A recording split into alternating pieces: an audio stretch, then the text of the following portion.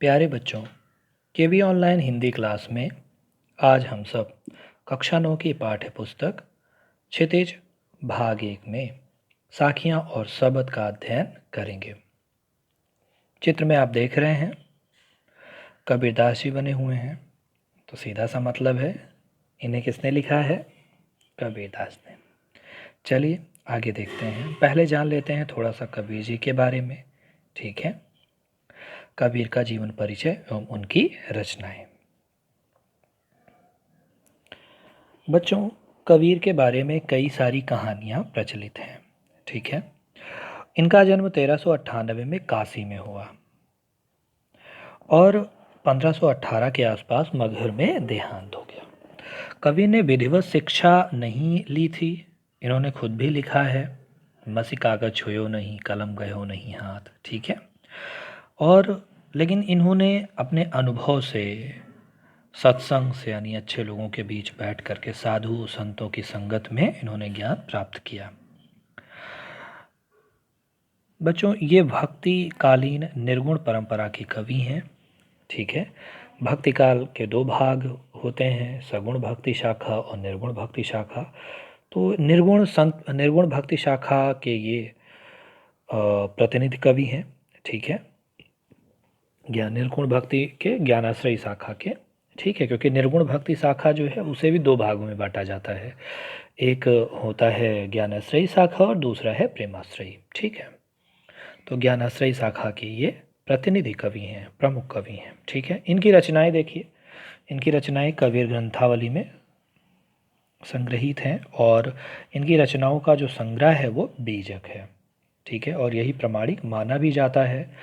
बच्चों, इनके जो रचना है, जो बीजक, इसे इनके शिष्य धर्मदास ने संकलित किया था 1464 में। ठीक है, और इनकी जो ये रचना है, इनमें 3 प्रकार की रचनाएं मिलती हैं, जो साखी, सबद और रमैनी के नाम से हम जानते हैं। साखी का अर्थ है साक्ष्य अर्थात प्रत्यक्ष ज्ञान, साक्षी शब्द से बना है। ठीक है, और सबद अर्थात शब्द, और रमैनी अर्थात रामायण। ठीक है, तो यहाँ पे हमें जो पढ़ना है उसमें जो है हमें साखियाँ पढ़नी है और उनके शब्द। ठीक है, शब्द का एक ही पद। चलिए फिलहाल इनकी और विशेषताएं हम देखते हैं।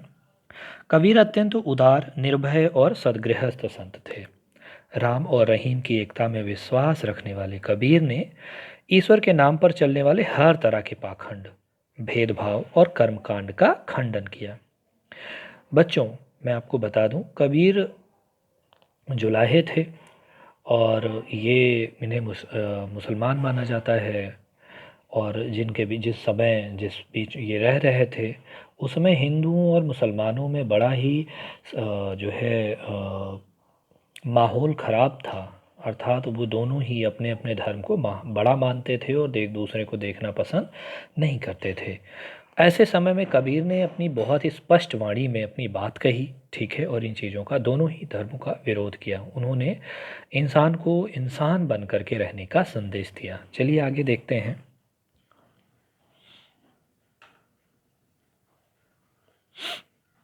इन्होंने इनकी काव्य में धार्मिक और सामाजिक भेदभाव से मुक्त मनुष्य की कल्पना की गई है। ठीक है, ईश्वर प्रेम, इनकी जो रचनाएं हैं उसमें क्या क्या मिलता है वो देख लीजिए। ईश्वर प्रेम, ज्ञान तथा वैराग्य, गुरु भक्ति को भी इन्होंने बहुत मुख्य माना है। कई जगहों पे इन्होंने खुद भी लिखा कि गुरु गोविंद दो खड़े काके लागो पाए, है ना। अर्थात गुरु और गोविंद अगर हैं, अर्थात भगवान हैं, तो उन दोनों में इन्होंने सर्वश्रेष्ठ गुरु को माना है, क्योंकि बिना गुरु के ज्ञान के तो हम ईश्वर के बारे में भी नहीं जान पाएंगे। ठीक है, सत्संग और साधु महिमा के साथ आत्मबोध और जगत बोध की अभिव्यक्ति उनके काव्य में हुई है।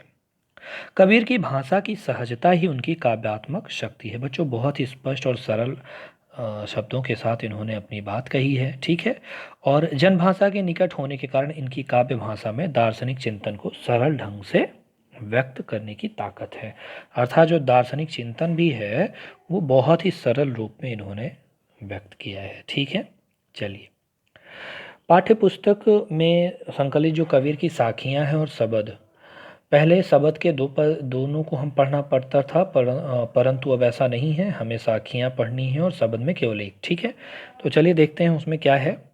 साखी में प्रेम का महत्व बताया गया है, ठीक है, और संतों के लक्षण बताए गए हैं, ज्ञान की महिमा आदि का वर्णन किया गया है, जो साखी में हम पढ़ेंगे। इसके बाद हम पढ़ेंगे शब्द में। शब्द में दिया है बाह्य आडंबरों का विरोध और अपने भीतर ईश्वर की प्राप्ति, अर्थात जो प्रत्येक व्यक्ति के अंदर ही ईश्वर है, इस बात को यहाँ पर बताया गया है। ठीक है, चलिए साखियाँ पढ़ते हैं हम, इसका व्याख्या किया जाए। ठीक है, आप ध्यान से देखेंगे।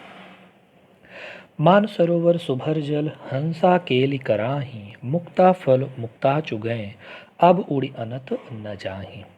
बच्चों, मान सरोवर एक झील है जो तिब्बत प्रदेश में है। ठीक है, और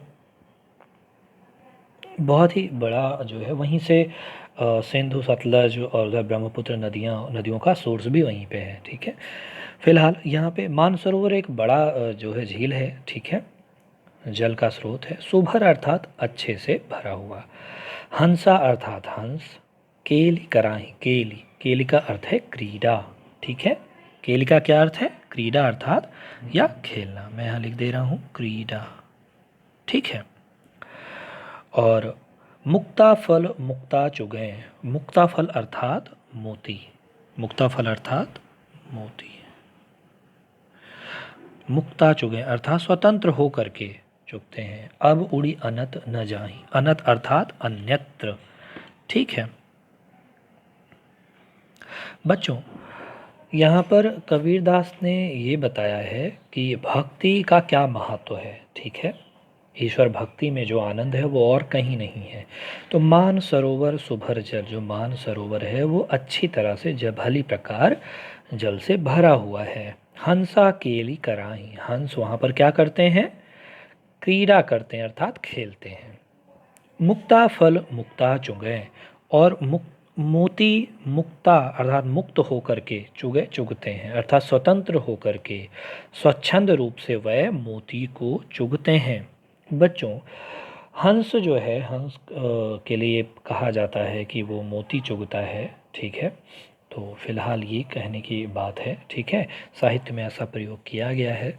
ठीक है, कई जगहों पे ये माना जाता है कि जो जल है या जो हंस ही है, जिसके लिए कहा गया नीर क्षीर विवेके, अर्थात जो जल है और उसके भीतर जो कमल है, उसकी बीच में जो उसकी नाल होती, वहाँ से वो दूध जो होता है, ठीक है, वो मीठा दूध जो है वो अपनी चोंच से निकाल के पी लेता है, अर्थात नीर क्षीर विवेके, उसे भी जल और दूध दोनों को अलग अलग करने की योग्यता मिली हुई है। तो ये सारी साहित्य की बातें हैं। ठीक है, चलिए आगे देखते हैं। तो हंस क्या कर रहे हैं? वो स्वतंत्र होकर के, स्वच्छंद होकर के मोती चुग रहे हैं, और ठीक है, बहुत खुशी से। अब उड़ी अनत न जाएं, और अब अन्यत्र अर्थात अब और कहीं उड़ करके नहीं जाना चाहते। तो बच्चों, इसका जो है भावार्थ ये हुआ कि मानसरोवर के जल में हंस खेलते हैं, खेल का आनंद लेते हुए मोती चुगते हैं। ठीक है, और उस स्थान को छोड़कर कहीं और नहीं जाना चाहते। उसी प्रकार भक्त भी अपने हृदय रूपी, अब देखिए, जो ध्यान से देखिएगा ये लाइन, उसी प्रकार जो भक्त हैं, ठीक है, वो क्या है? अपने हृदय रूपी जो मान सरोवर है। देखिए, मान सरोवर जैसे हमारा मन है, ठीक है, तो जो कहते हैं मन और हृदय को हम एक ही तरह लेते हैं। ठीक है, तो जो हमारा हृदय है उसमें, या हमारा मन है, वो किससे भरा होता है? विचारों से भरा होता है। विचार भी कितने प्रकार के? दो प्रकार के, अच्छे या बुरे, दोनों हो सकते हैं ना। अगर अच्छे विचार हैं जिसमें सम्मान होगा लोगों के लिए, है ना, भगवत भक्ति होगी, ठीक है, ईश्वर के प्रति प्रेम होगा, ठीक है ना।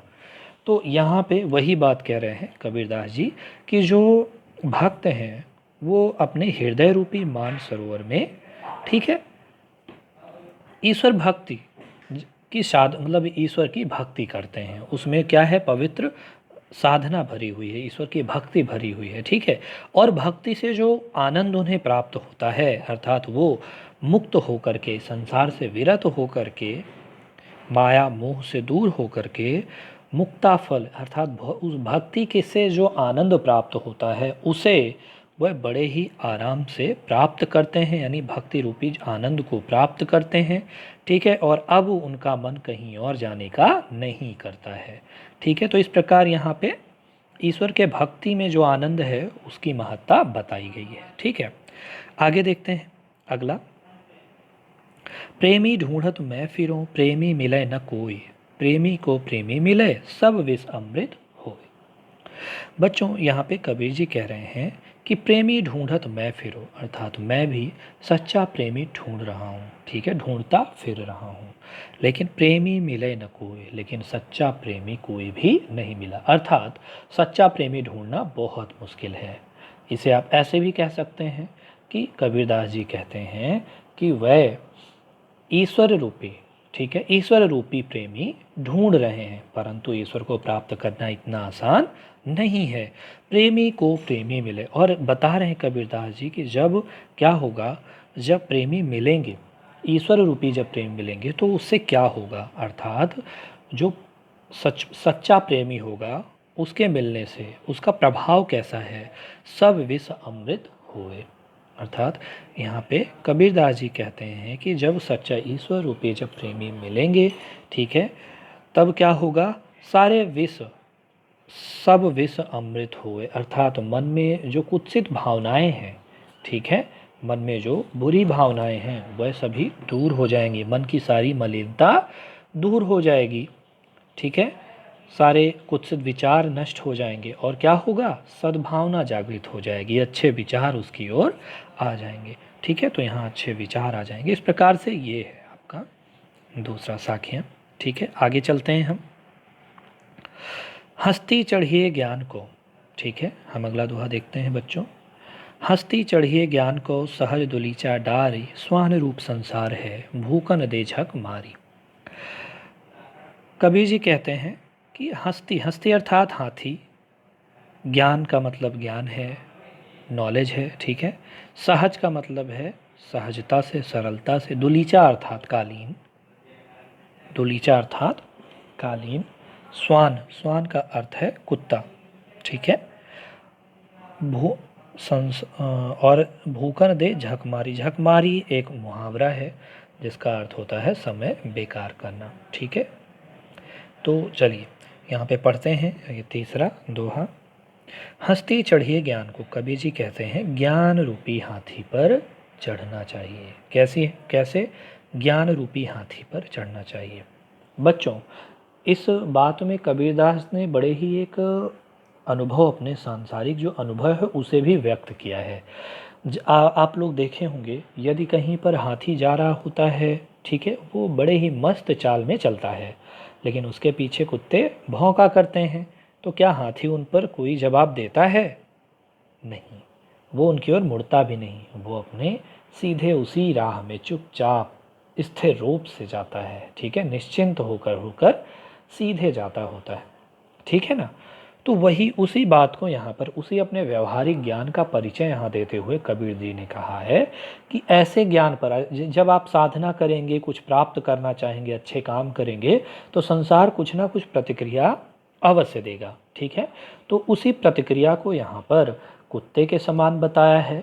ठीक है, और जब ज्ञान प्राप्त करने के, लक्ष्य प्राप्त करने के लिए जो साधना आप करें वो उसी प्रकार होना चाहिए। अपना चित्त स्थिर करके, अपने चित्त को, अपने मन को स्थिर करके, एकाग्र भाव से, निश्चिंत होकर के जैसे हाथी चलता है। ठीक है, तो हस्ती चढ़िए ज्ञान को, ज्ञान रूपी हाथी पर चढ़ना चाहिए। कैसे? सहज दुलीचा डारी, सहज रूप से, यानी उसमें कहीं क्लिष्टता नहीं है। ठीक है, सरल रूप से कालीन बिछा करके। स्वान रूप संसार है, कबीर जी कहते हैं ये संसार जो है ये कुत्ते के समान है, अर्थात संसार उस पर प्रतिक्रिया देगा, लेकिन वो उसी प्रकार है जैसे कि कुत्ता है। भूकन दे झकमारी, और उसे भूकने दो, अर्थात उसे इस प्रकार की प्रतिक्रियाएं व्यक्त करने दीजिए, उस पर कोई भी ध्यान ना दें। ठीक है, तो बहुत ही सुंदर बात कही है प्यारे बच्चों। यही आपके लिए, आपके समझने की बात भी है ये, कि आपको भी उसी प्रकार जब कुछ पढ़ना है, जिस टॉपिक को आप नहीं समझ पा रहे हैं, किताब उठाइए, बैठ के पढ़ने लगिए, ठीक है। धीरे धीरे वो चीज़ें समझ में आने लगेगा, ठीक है। चलिए आगे देखते हैं।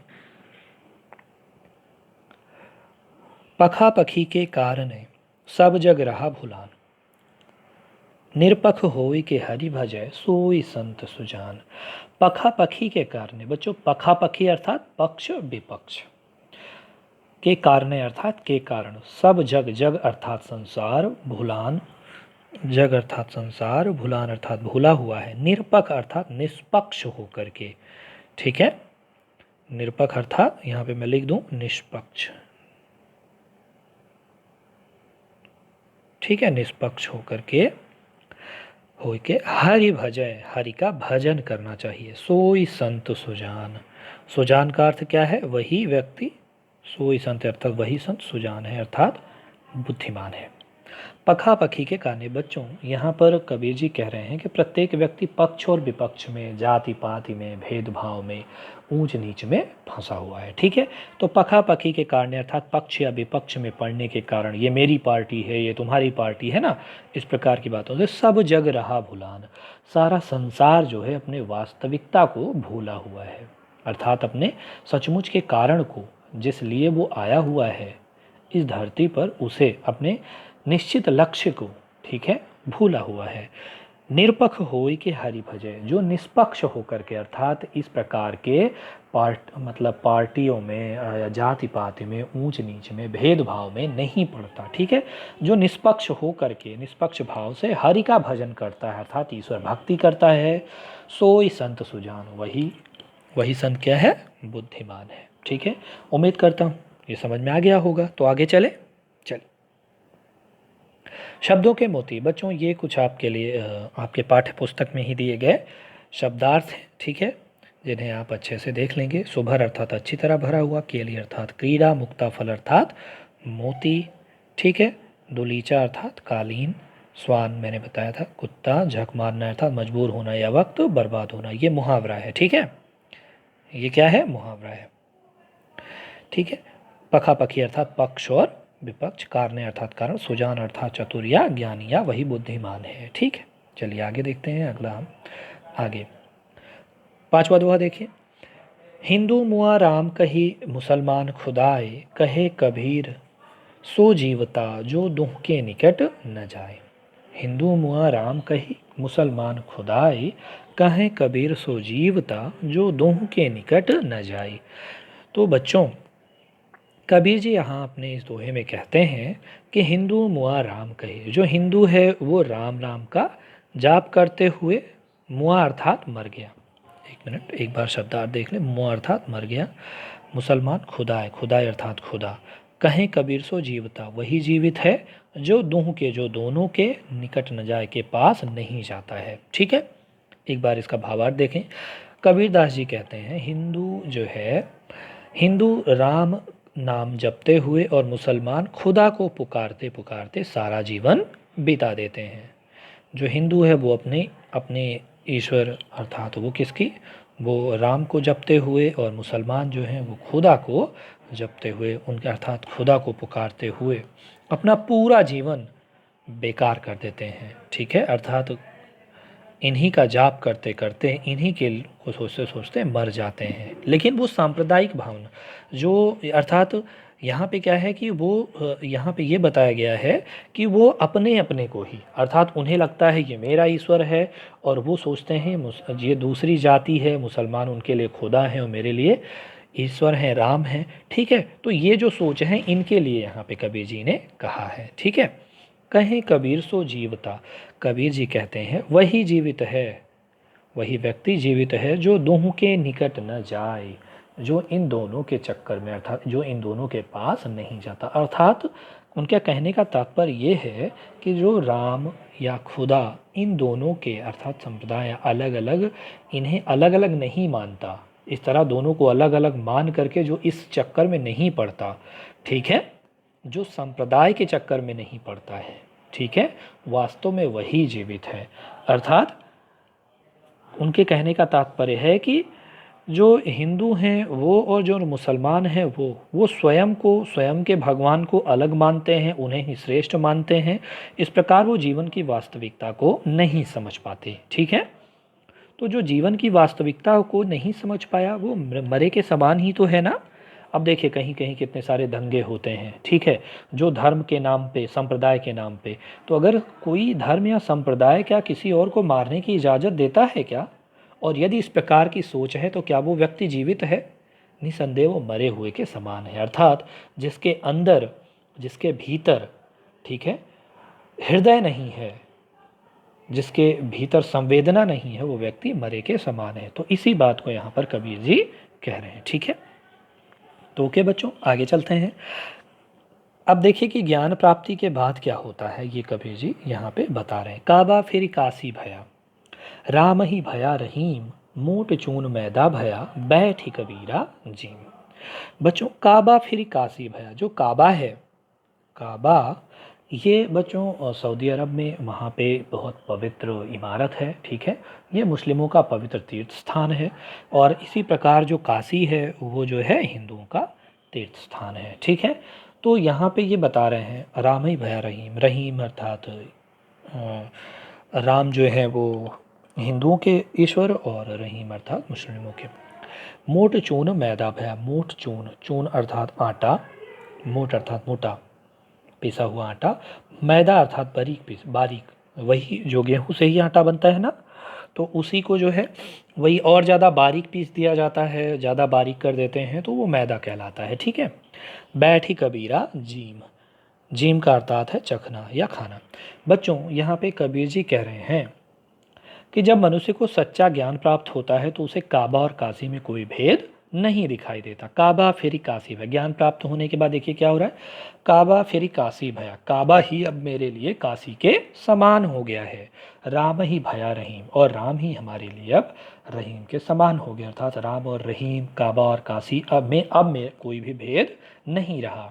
मोट चून मैदा भया, कबीर जी उदाहरण देते हुए समझा रहे हैं, इस प्रकार एक एक ही जो गेहूं से ही आटा बनता है, ठीक है, तो वो अलग होता है, वो मोटा होता है, किसी को पसंद ना आए, उस किसी को, है ना, तो कुछ लोगों को नहीं अच्छा लगे, कुछ किसी को मैदा पसंद आएगा, सबके अपने अपने पसंद होंगे। लेकिन यहाँ पे क्या करें, मोट चून मैदा भया, जिस प्रकार गेहूं से ही आटा बनता है और उसी गेहूं से मैदा बनता है, उसे और बारीक कर दो तो वो क्या हो जाता है, मैदा। अर्थात दोनों की उत्पत्ति क्या है, वो एक ही है, गेहूं ही है ना।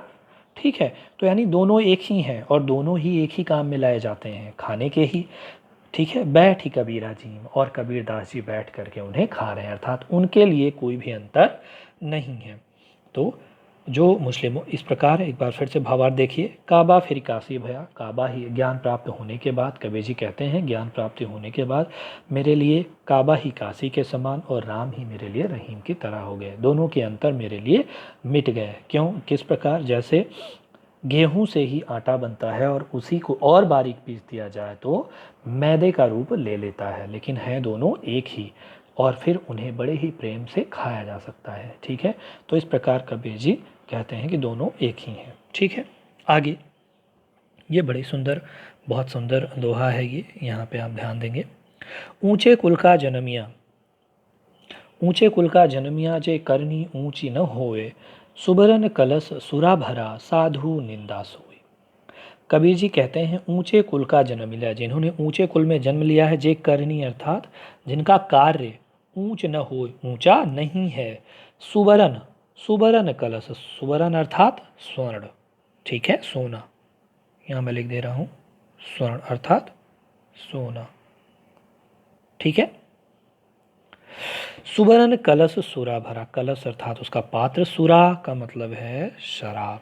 ठीक है, भरा, साधु निंदा सोए, साधु के लिए निंदा अर्थात निंदनीय सोए होता है। ऊंचे कुल का जन्मिया, जिन्होंने ऊंचे कुल में जन्म तो लिया है। ठीक है, यहाँ पे बच्चों जो ऊंच नीच की बात है, लोग अमीर गरीब के बीच जो खाई हैं, उसे लोगों के जो लोगों का विचार है इन चीज़ों को लेके, उसे बदलना चाहते हैं। तो कबीर जी वही बता रहे हैं कि ऊंचे कुल का जन्म लिया, जन्मिया, जिन्होंने ऊंचे कुल में जन्म तो लिया है, जे करनी ऊंच न होए, परंतु जिनको उनकी करनी ऊंची नहीं है, वो उसी प्रकार हैं, उसी प्रकार निंदनीय हैं। ठीक है, किस प्रकार? सुवर्ण कलश सुरा भरा, जैसे सोने का कोई कलश पात्र हो, जिस प्रकार सोने का कोई पात्र है सुरा भरा अर्थात शराब से भरा हुआ है, साधु निंदा सोए, वो साधुओं के लिए कैसा है? निंदनीय ही है। अर्थात जो साधु हैं, जो सज्जन हैं, ठीक है, वो पात्र उनके लिए निंदनीय ही है। क्यों? क्योंकि वो सोने का पात्र तो है परंतु उसमें है क्या? शराब भरा हुआ है, ठीक है, बुरी चीज़ है, तो इसलिए वो उनके लिए निंदनीय ही है। अर्थात वो उनके लिए स्वीकृत नहीं होंगे, वो उन्हें स्वीकार नहीं कर सकते, वो उनके लिए निंदनीय है, त्याज्य ही है, अर्थात त्याग करने योग्य हैं। तो इस प्रकार बच्चों यहाँ पे ये 7वां आपका ये दोहा रहा। चलिए आगे देखते हैं शब्दों के मोती। ये कुछ शब्द हैं आपके लिए। निकट अर्थात निकट, नज़दीक। काबा अर्थात मुसलमानों का पवित्र तीर्थ स्थल। मोट चून अर्थात मोटा आटा। जन्मिया अर्थात जन्म लेकर। और सुरा अर्थात शराब। चलिए आगे शब्द। ये देखिए शब्द, और यही आपको पढ़ना भी है यहाँ पे, ठीक है, क्योंकि दूसरा पद आपको नहीं पढ़ना है, ठीक है, क्योंकि वो अब जो है पाठ्यक्रम से निकाल दिया गया है। चलिए पढ़ते हैं। मों को कहाँ ढूंढे बंदे, मैं तो तेरे पास में, ना मैं देवल ना मैं मस्जिद, ना काबे कैलाश में। ना तो कौने क्रिया कर्म में, नहीं योग वैराग में। खोजी होए तो तुरत मिली हूँ, पल भर की तलाश में। कहें कबीर सुनो भाई साधो, सब श्वासों की श्वास में। बच्चों, सभी लोग ईश्वर को अलग अलग ढूंढते हैं, वही बात यहाँ पे कबीर जी कह रहे हैं। यानी जो बनी बनाई जो परंपराएं हैं, जो रूढ़ियाँ हैं, उन सभी को एक तरफ कर दे रहे हैं कबीर जी। देखिए क्या कहते हैं। मुँह को कहाँ ढूंढे बंदे, मुझे हे बंदे, हे यहाँ पे व्यक्ति को कहा गया है कि हे मनुष्य, हे बंदे तुम मुझे, मुँह को कहाँ ढूंढे, तू मुझे कहाँ ढूंढ रहा है, मैं तो तेरे पास में, मैं तो तुम्हारे पास ही हूँ, अर्थात मैं तो तुम्हारे भीतर ही हूँ। अर्थात ईश्वर कण कण में व्याप्त है, ठीक है, मैं तो तेरे पास में। ईश्वर कहाँ व्याप्त है? कण कण में। देखिए आगे। ना मैं देवल, ना मैं देवल ना मैं मस्जिद, ना तो मैं देवालय में हूँ। देवल अर्थात यहाँ से देवालय से, देवताओं का आलय, निवास स्थान अर्थात मंदिर, ठीक है। ना तो मैं मंदिर में हूँ, ना मैं मस्जिद, और ना ही मैं मस्जिद में हूँ। ना काबे कैलाश में, और ना ही, मैंने बताया था काबा की बात आई थी पहले, ठीक है, ना ही काबा में और ना ही कैलाश में निवास करता हूँ, ठीक है। ये माना जाता है कि कैलाश में भगवान शिव निवास करते हैं, ठीक है।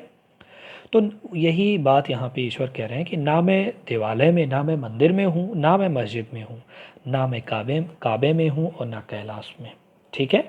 आगे।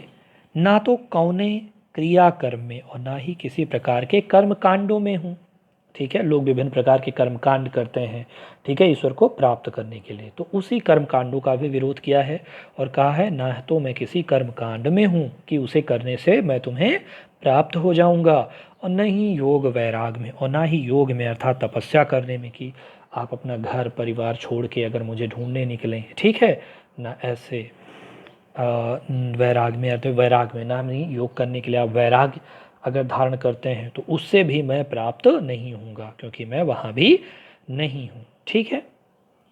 तो बच्चों, लेकिन फिर हैं कहाँ? अब ये देखते हैं।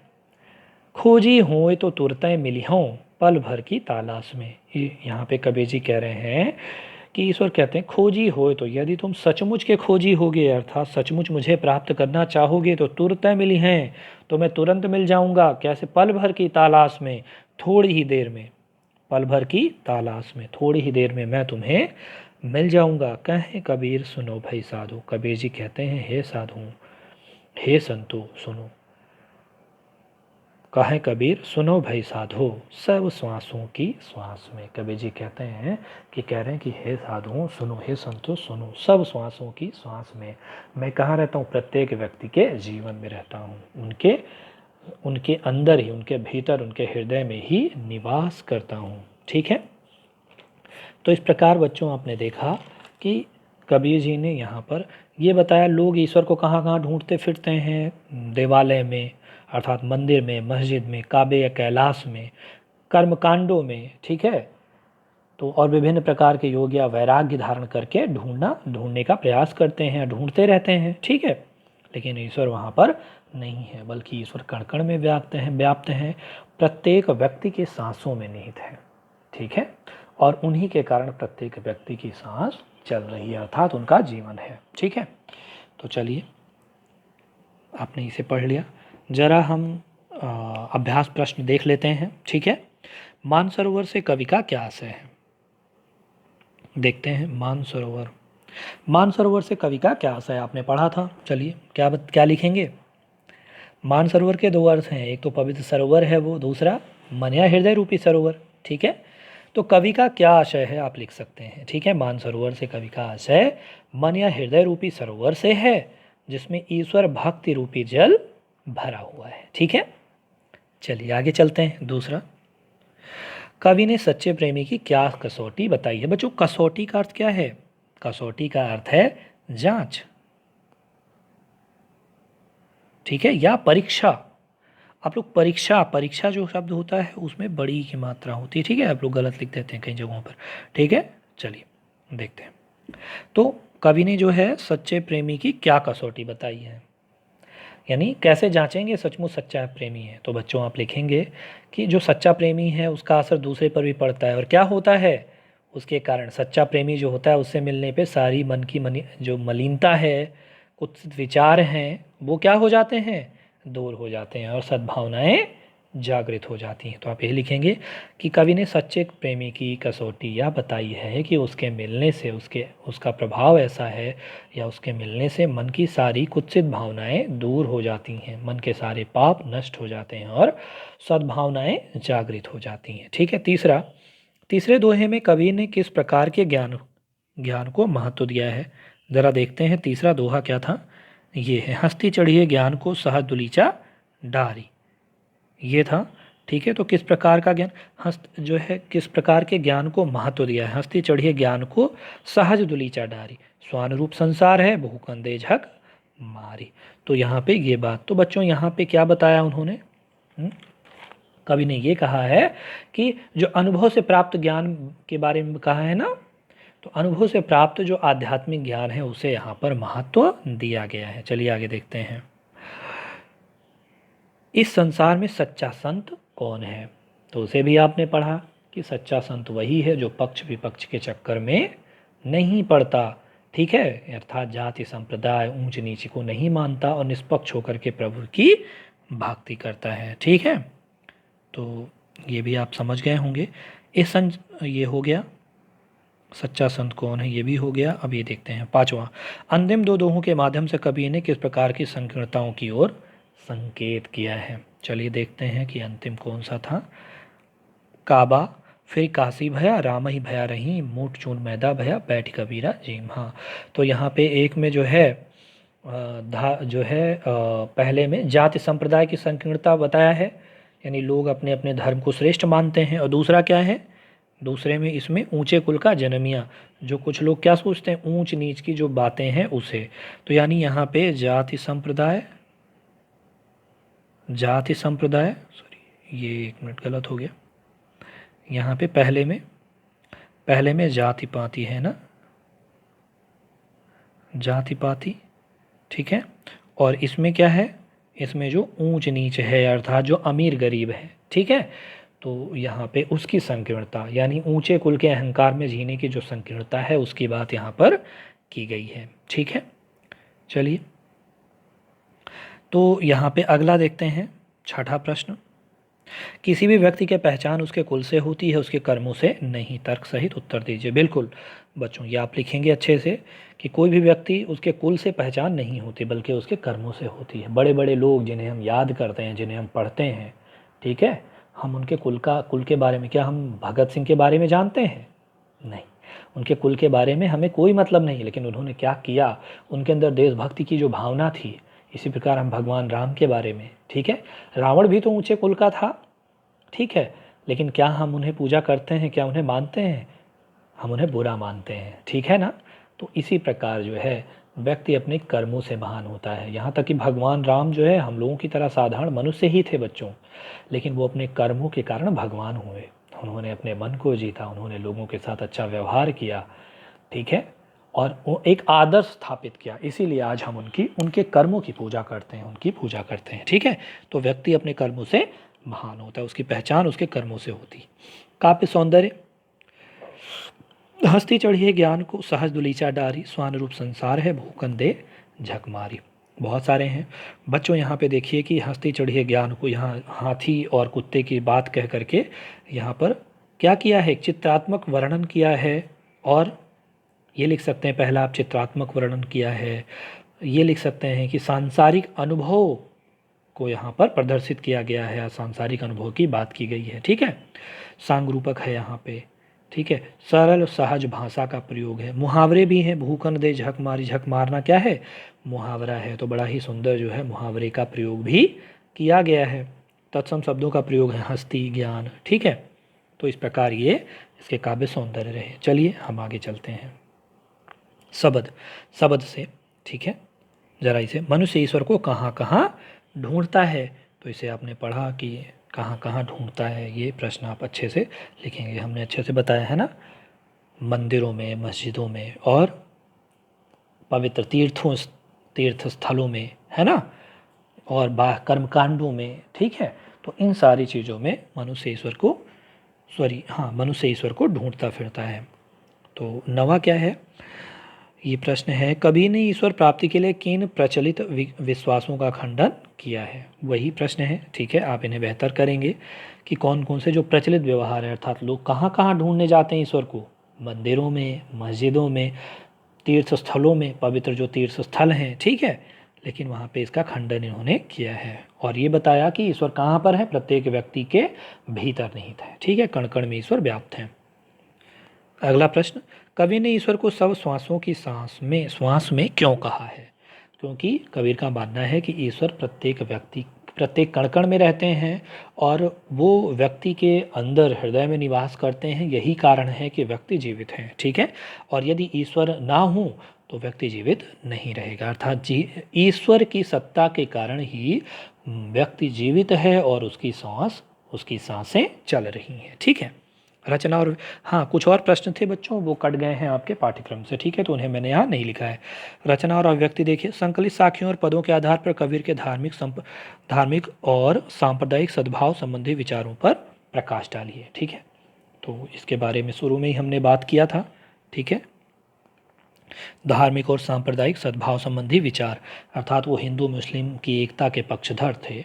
वो ये अपने जाति को, धर्म को, अपने ईश्वर को महान मानने का विरोध करते थे। वो कर्मकांडों का विरोध करते थे। ठीक है, वो सांप्रदायिक सद्भाव चाहते थे। उन्होंने दोनों को, हिंदुओं को भी ईश्वर और मुस्लिमों को भी, दोनों को ही फटकारा। ठीक है, और उन्हें उनके जो जो रूप है, जिस प्रकार से वो ईश्वर भक्ति करना चाहते हैं, ईश्वर को प्राप्त करना चाहते हैं, उन सभी को खंडित किया। ठीक है, और वो चाहते थे कि ईश्वर और जो अल्लाह हैं, खुदा हैं, वो दोनों ही एक ही हैं और हम सभी मनुष्य हैं। ठीक है, हम सभी के अंदर जो रक्त बह रहा है वो भी लाल कलर का, कहीं कोई अंतर है ही नहीं। ठीक है, जब ईश्वर ने पैदा किया और कोई अंतर नहीं तो हम क्यों अंतर करते हैं। ठीक है, तो इस प्रकार से उनके विचार रहे हैं। ठीक है, चलिए आगे देखते हैं। भाषा अध्ययन, हाँ एक बात इसमें कहना चाहूँगा कि इसे आप कबीर की साखियों और पदों के आधार पर ही आपको लिखना है जो बताया गया। ठीक है, आगे भाषा अध्ययन, तो ये तत्सम शब्द इनके लिखने हैं। देखिए तत्सम क्या है, तत्सम उसके समान। कुछ जो हिंदी के जो शब्द हैं बच्चों, शब्द भंडार हैं, वो संस्कृत से सीधे रूप में ले लिए गए हैं। ठीक है, और तद्भव, मैं यहाँ पे 1 मिनट लिख दे रहा हूँ, तद्भव। तद्भव क्या है, उससे उत्पन्न, भव अर्थात उत्पन्न होना। ठीक है, तो जो उससे उत्पन्न हुए शब्द, किससे, संस्कृत से जो शब्द लिए गए हैं, उन्हें जो व्यवहारिक जीवन में, ठीक है, तो फिर जैसे कोई भी है, जैसे दही है, हम दही बोलते, लेकिन तत्सम क्या होगा उसका, दधि होगा। ठीक है, दूध हम पीते हैं, दूध है, दूध शब्द का जो है ये तद्भव है और तत्सम क्या होगा, दुग्ध। ठीक है, तो इसी प्रकार यहाँ पे ये बात यहाँ पे कही गई है। तो उसे ये तत्सम, पखा पखी, यानी पक्ष और विपक्ष, अनत अनत, अन्यत्र, जोग, जोग का क्या होगा, योग। ठीक, जुगति, जुगति का क्या होगा, युक्ति। ठीक है, तीसरा वैराग का वैराग्य, आधा गा और या हो जाएगा वैराग्य। निरपक्ष, निष्पक्ष। ठीक है, चलिए आगे देखते हैं। तो ये इस प्रकार रहा बच्चों। बहुत बहुत धन्यवाद आप सभी को। और इस प्रकार से आपका ये पाठ पूरी तरह से समाप्त होता है। उम्मीद करता हूँ आपको अच्छा लगा होगा। चलिए ठीक है, थैंक यू। इसके बाद अगले अगले पाठ के साथ उपस्थित